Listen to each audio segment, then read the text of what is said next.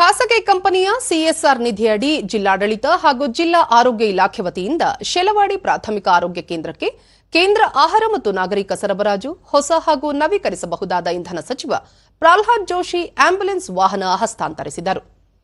ಇದೇ ವೇಳೆ ಶಿಗ್ಗಾವಿಯಲ್ಲಿ ಅನಿಲ ಸೋರಿಕೆ ಅವಘಡದಿಂದ ಸಾವನ್ನಪ್ಪಿದ್ದ ಕುಟುಂಬಕ್ಕೆ ಎಚ್ಪಿಸಿಎಲ್ ಸಂಸ್ಥೆ ವತಿಯಿಂದ ಪರಿಹಾರದ ಚೆಕ್ ವಿತರಿಸಿದರು. ಬಳಿಕ 6ನೇ ಅಂತಾರಾಷ್ಟ್ರೀಯ ಗಾಳಿಪಟ ಉತ್ಸವದ ಪ್ರೋಮೋ ಹಾಗೂ ಭಿತ್ತಿಪತ್ರವನ್ನು ಸಚಿವ ಪ್ರಹ್ಲಾದ್ ಜೋಶಿ ಬಿಡುಗಡೆ ಮಾಡಿದರು. ಈ ಸಂದರ್ಭದಲ್ಲಿ ಸ್ಥಳೀಯ ಜನಪ್ರತಿನಿಧಿಗಳು ಉಪಸ್ಥಿತರಿದ್ದರು.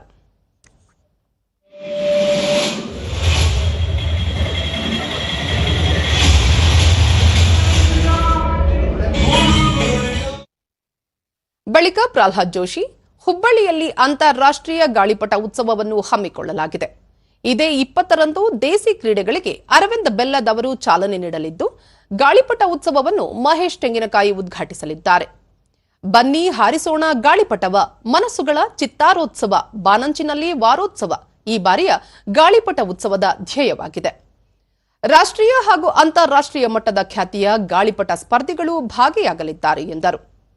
ಉತ್ಸವದ ಅಂಗವಾಗಿ ಬಾಲಿವುಡ್ ಗಾಯಕ ಕೈಲಾಶ್ ಖೇರ್ ಅವರ ಸಂಗೀತ ಸಂಜೆ ಹಾಗೂ ಕನ್ನಡ ಚಿತ್ರರಂಗದ ಗಾಯಕ ಮತ್ತು ಸಂಗೀತ ನಿರ್ದೇಶಕ ರಘು ದೀಕ್ಷಿತ್ ನೇತೃತ್ವದಲ್ಲಿ ಸಂಗೀತ ಮಹೋತ್ಸವ ಹಮ್ಮಿಕೊಳ್ಳಲಾಗಿದ್ದು, ಹುಬ್ಬಳ್ಳಿಯ ಎಲ್ಲ ಜನರು ಕಾರ್ಯಕ್ರಮದಲ್ಲಿ ಪಾಲ್ಗೊಳ್ಳುವಂತೆ ಮನವಿ ಮಾಡಿದರು.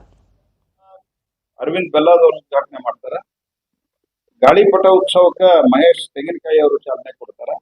ಮನಸ್ಸುಗಳ ಚಿತ್ತಾರೋತ್ಸವ, ಬಾನಂಚಿನ ವಿವಾರೋತ್ಸವ ಅಂತ ಹೇಳಿ ಇದಕ್ಕೆ ಒಂದು ಸ್ಲೋಗನ್ ಕೊಟ್ಟಿವಿ.